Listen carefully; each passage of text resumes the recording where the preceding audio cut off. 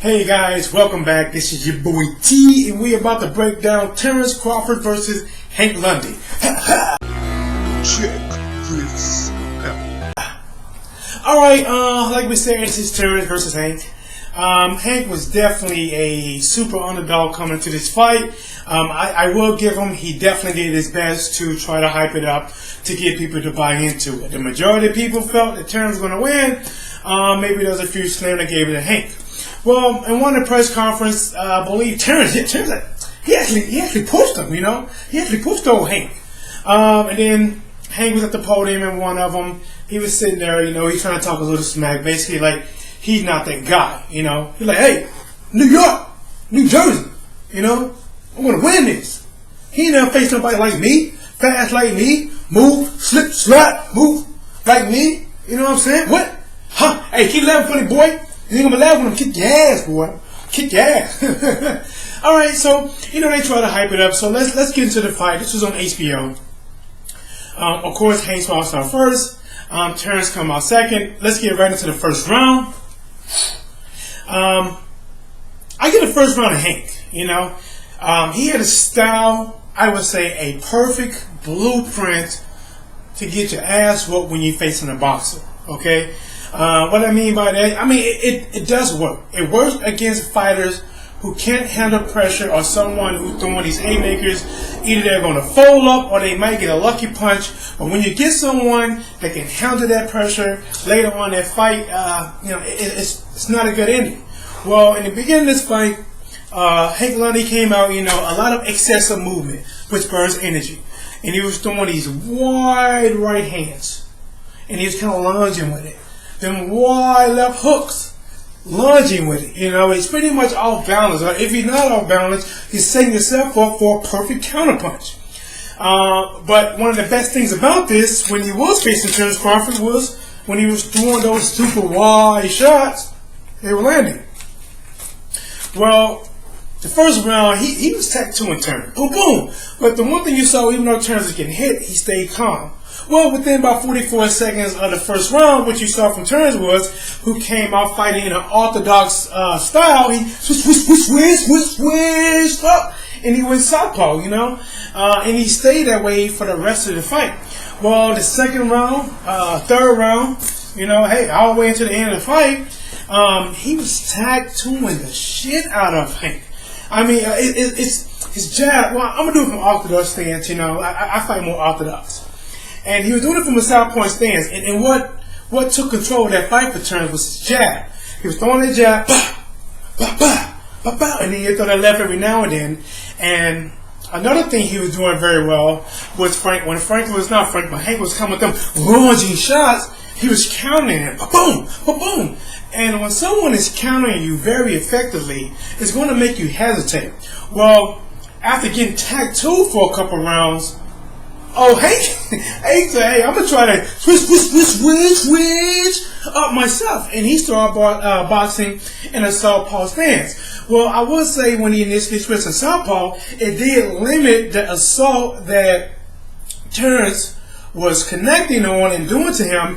And it didn't really open up doors for Hank, but it should have opened up doors for Hank. But what it did was, I guess in his mind, his corner mind, because they told him to stick with it, is put him in a comfort zone.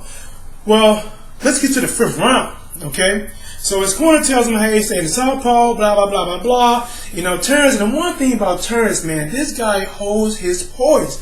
And not just that, he throws his punches in really good form. His legs is bent, they never together. He keeps his form. When he throws his lead left, he stays in that form, throwing that shot. You know, that way he's always in a position that if he misses it, he can go somewhere else. He can move, he can counter it, and that's all just about having good balance, good foot placement. And when you're throwing your punches, unlike Hank, you know, you're not lunging into him, throwing yourself out of position.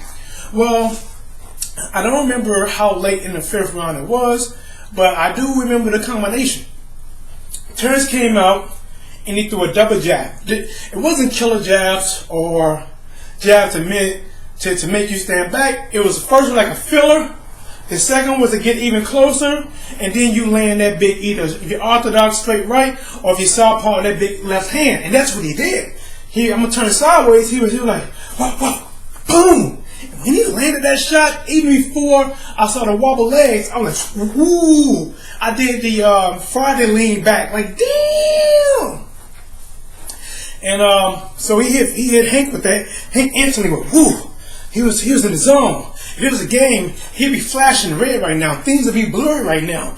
And what did old Crawford do? Crawford kept poised, threw them shots, boom, boom. All of a sudden he throws a lead left, boom, knocks my boy back.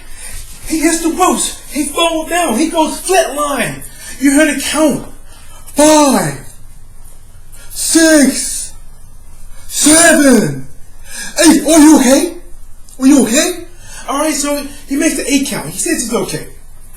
Old Terence coming in like, a finisher. And he's not just reckless. He's not going any crazy shots. The guy still got his perfect boxing stance. He got it to where he can throw punches from a distance. He's not smothering his punches, and he just let loose some shots. Hank tried to throw a couple shots, but it wasn't enough. The referee knew he was going to stop it once he said, "Are you okay?" on the 8 count. He was standing on the sideline, leaning like this here, holding to the ropes like he playing double dutch. He looking for a perfect timing to jump in, or just moving traffic. He wait for that 1 second between them cars so he can get on across the road, But there you have it. He stopped him. It was a knockout. The referee jumped in, stopped the fight. They had a lot of animosity built up to the fight, but afterwards, old Hank, according to Crawford, gave his props. So Crawford gave his props right back. Now let's get into where do we see the future for Hank? Not Hank. I'm not sure what about Hank. I'm not even going to do what's for the future of Hank. But let's do one for Terence Crawford. Now the talk says that the winner of Manny Pacquiao and Tim Bradley, taking it if Manny Pacquiao sticks around, Terence Crawford might get a crack at the winner. Okay. Now what do you guys think about Terence Crawford versus Tim Bradley? Who wins that? What do you guys think about Terence Crawford versus Manny Pacquiao? Who wins that? Both of those are debatable. All three of those guys got strength. Well, even if he doesn't fight those guys, especially if he moves up to the welterweight division, or there's a few fighters at the 140, but if he moves up to the welterweight division, his fights, they're unlimited. He has so many, it's much more star power at that weight class. Sean Porter, Kell Brooks, who's a magnificent England fighter. Amir Khan. Not saying he get all these fighters because of all the politics and who's trying to fight who to move up. But these are some big fighters, I heard Devin Alexander's come back this summer. Who else is that? Mine's going blank.